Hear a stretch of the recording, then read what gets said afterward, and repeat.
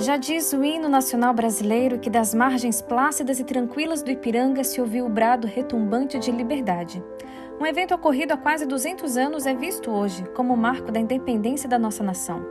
Este é o Monumento à Independência, inaugurado em 1922, em homenagem ao centenário da independência do Brasil. E ele foi construído justamente às margens do rio Ipiranga, local onde, de acordo com a história, Dom Pedro I declarou a ruptura do domínio português ao Brasil com o grito Independência ou Morte. Curiosamente, em 1953 foi construída uma cripta dentro do monumento, onde posteriormente foram guardados os restos mortais de Dom Pedro I. Mas para contar melhor esse evento, temos que voltar um pouco na história, para antes ainda do famoso ano de 1822. Em 1808, a família real e a corte portuguesa chegaram ao Brasil, fugindo de Napoleão. E a partir disso, algumas coisas começaram a mudar no então Brasil colônia, como a abertura dos portos para as nações amigas. E essa é uma medida muito importante, porque ela rompe com um pilar da dominação colonial, que é o monopólio comercial exercido pela metrópole. Com isso, o Brasil ficou livre desse monopólio.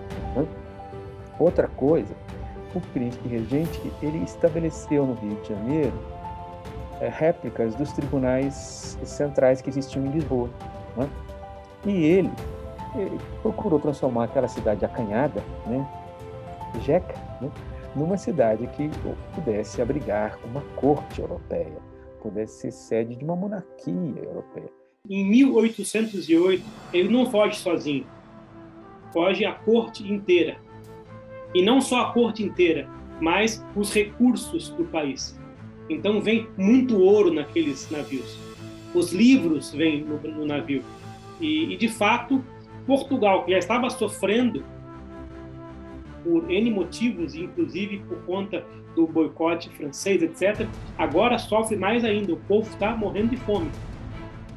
E o Brasil, agora com o rei de Portugal, jardim botânico, biblioteca, estradas, portos, infraestrutura, enfim, o comércio, porque a junta de comércio também foi criada, fábricas, enfim, a coisa começa a melhorar, pelo menos para quem tinha recursos para acompanhar essa recuperação, esse avanço, Uma revolução em Portugal exigiu que o rei Dom João VI voltasse a Lisboa. E a partir disso, as tensões políticas só aumentaram.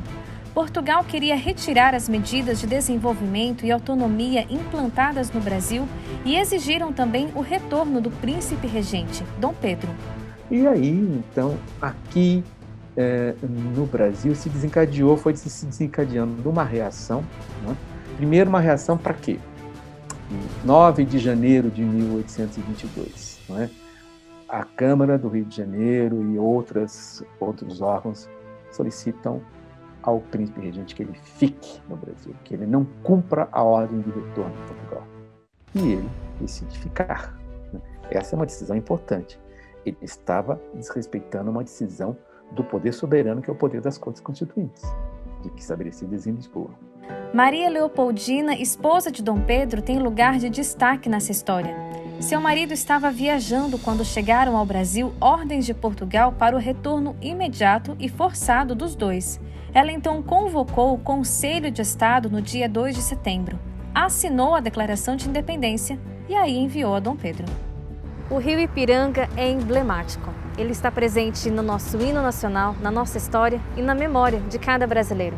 E o interessante, para mim ao menos, é que quando eu ouvi a história da independência na infância pela primeira vez, eu imaginei o Ipiranga um rio muito grande e escolhido por Dom Pedro I por um motivo muito especial.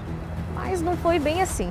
Na verdade, Dom Pedro não estava em seus melhores dias, tinha comido alguma coisa estranha no dia anterior, estava com constipação, estava de ceroulas, não estava num cavalo branco, não bradou a sua espada e não foi às margens do rio Ipiranga. Em 1822, entre 24 e 25, o grito do Ipiranga não foi visto como um marco de independência do Brasil. O que eu quero dizer é o seguinte: os países eles precisam e buscam os seus próprios mitos fundantes.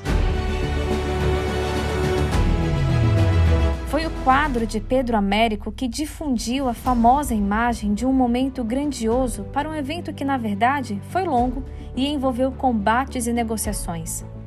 Ainda assim, o símbolo representado é muito significativo. O símbolo de dignidade e justiça da nossa pátria amada, que lutou e luta até hoje com resiliência pela liberdade em todas as suas esferas.